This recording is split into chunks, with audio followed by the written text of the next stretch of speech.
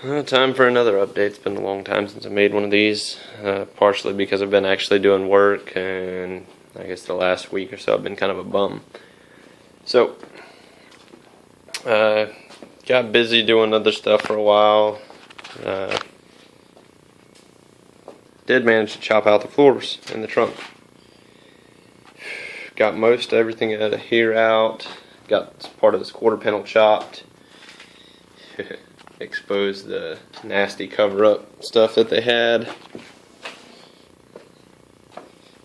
Apparently, this quarter is a skin on both sides. Let's see, I don't know if you can see. Yep, this line. That's where they skinned it before. I bought some more skins, except I'm not going to do an overlap weld like they did. I'm going to try to butt weld them if possible, unless somebody recommends not doing that. Might be more work than it's worth. I held up at this point because I wanted to get some input from people that have done the rear frame rails, which are what's in this box here. I did buy a mini tub. I got the 3-piece trunk floor kit, like what I think it was Cobra that did it. Got these pieces for the rear bumper support, and had the outer wheel wells as well. I'll continue with the front part of the car after I do this. But my question was, I'm assuming the way I had planned out, which I don't know if it's the best way or not, I was going to start on this side, finish chopping out the wheel well as best as can, and drill through the spot welds where I need to, like along this seam, and, well, you can't see because of the boxes, but along this rear bracket up here, you have to, I guess, cut the cut the spot welds or drill through them along that little curved piece. I might end up having to cut into it anyways, but I don't know the measurements, so I'd rather not go ahead and cut it just in case having to fab up something to fill in a blank void later, because I don't know how much these mini tubs actually take up or how much you have to cut in. I might be able to find it on a forum somewhere where someone's done it and save the time of having to drill spot welds. But anyways, my question is, I'm assuming I should go ahead and chop out all of this and get down to this piece and go ahead and remove this, which of course I'm going to have to do away with my neat little rollers, and of course I got a flat tire rolling it out the other day. It wanted to bind on me. That post over there kind of wanted to start to bend or give out, and the wheel caught and cut into it, I think, or broke the seal.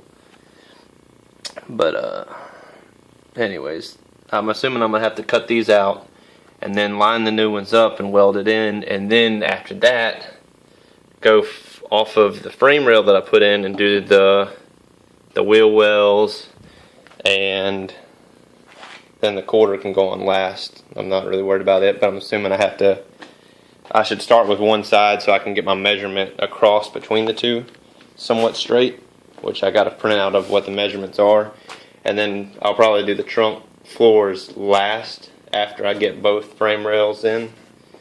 But that's the plan, is just to finish chopping out one side, get that frame rail out, and then weld the new one in, which from the looks of it, I'm assuming it just kind of welds into this rocker right here and in with the actual trunk floor underneath here, like to that piece there. That's what it looked like. But if you would give me some input on how to go about doing that, if anyone's done it or knows someone that's done it, or if you have a link somewhere. I've only seen frame rail repairs. I've never seen someone do a whole frame rail. I went ahead and did that due to my rears were completely toast, and the insides, I don't know if you can see it. I don't have a flashlight handy really. Well, let's see. I don't know if you can make that out, but inside's pretty rough looking. I don't know how deep it goes, but I decided to just go ahead and replace the whole thing. I want to replace anything that could possibly end up coming through later. So this car will probably end up being a whole new car. That's one question I had. The other question would be, I don't remember who did it, but I remember seeing a video of someone that ended up finding these drip rails. He had to pull them off a donor car and do the repair. It looked like a lot of extensive work. Mine is rusted up here pretty bad. I don't know if I can fix it. I'm going to try to as best I can. I don't know how many other areas along it are damaged. The passenger side looks to be good. I'd rather not do away with them. I actually kind of like them because it's quite pleasant being able to ride around with windows rolled down with it raining and still not get soaked, because it actually just, all the windshield water just stays right along that. So it's quite nice. You can actually cruise around with windows either cracked or almost all the way down, if not all the way down, when it's raining lightly, as long as it's not storming. But that's where I'm at right now, sitting with a bunch of parts. Like I said, frame rails, I think that's the mini tubs there. No, never mind. That's the outer wheel wells, quarter skins, and these are the mini tubs from Mustang Plus. Part of the thing that got me tied down or held me up for a little while was this little project. I don't know if anybody knows what this is, other than a rifle, of course. I bought a Mosin Nagant, another one, to do a little sporterized build. And I tried drilling it for a scope mount in this thing, clamping it, and needless to say, the hole moved a little bit. So I'd managed to drill it crooked and nick the bore. So now I've got this rigged up. I bought these huge blocks, and I'm going to try to make a barrel vise out of that and break that barrel loose from the receiver so I can weld it and try again. After I screwed that up, went to Harbor Freight and picked up this little beast of a machine, 16-speed floor drill press, and already had this little XY Wilton vise to make work nice and easy. Another tool I picked up recently was impact and some little grinders and sanders for miscellaneous. I needed this for when I get into TIG welding. That's where I stand right now.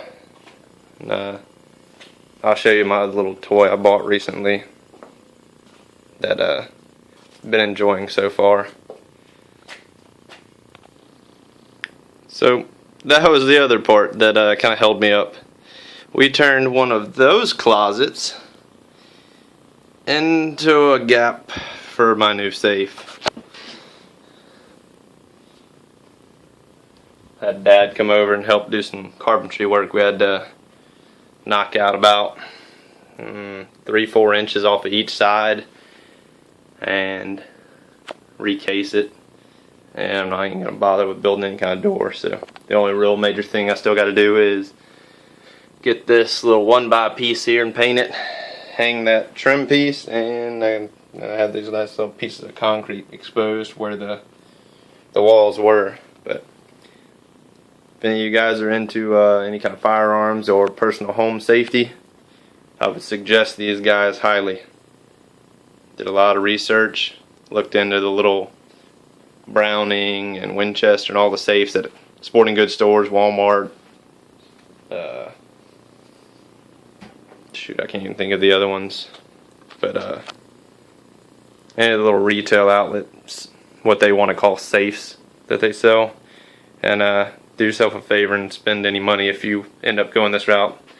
You don't necessarily have to get one this size, but Liberty is good stuff, lifetime warranty, and it's solid. But if you have any questions, hit me up, and like I said, give me some input on that Mustang if you would. Let me know which path to take on it. Thanks.